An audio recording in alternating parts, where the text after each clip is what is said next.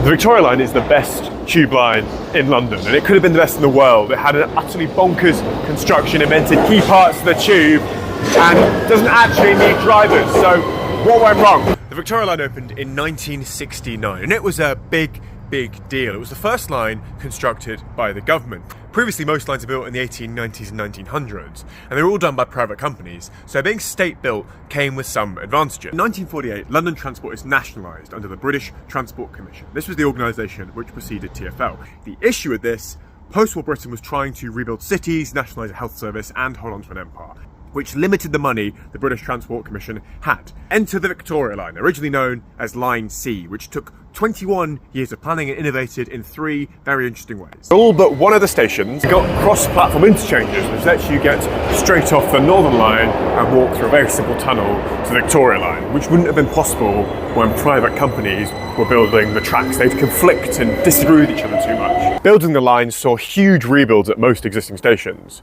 King's Cross, Euston, Oxford Street, to make those interchanges super easy for passengers. And it had some of the most ambitious construction techniques. Oxford Street, for example, installed bridges over the construction work to allow drivers to drive over the construction work below. Yes, even 60 years ago, there was any excuse not to pedestrianise Oxford Street.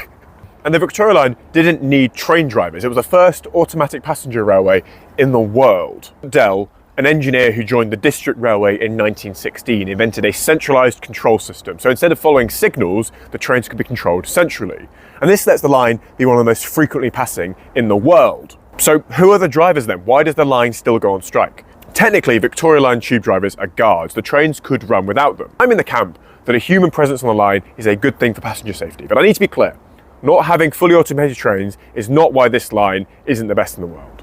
It's not the best because it doesn't go to Bond Street. In 1946, a plan is submitted to the War Transport Committee, and it has the seeds of the Victoria Line inside of it. The document is amazing. Let me know if you want a video on that separately. It proposes a line between Croydon and Finsbury Park, and it would have been big enough to run full-size trains, exactly like the Elizabeth line does.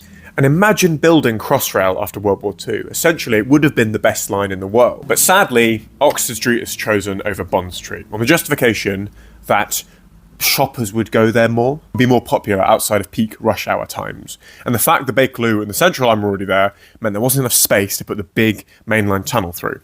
And because the Victoria Line exists, Crossrail 2, or the big mainline train, will be duplicating it, so the plan is killed off.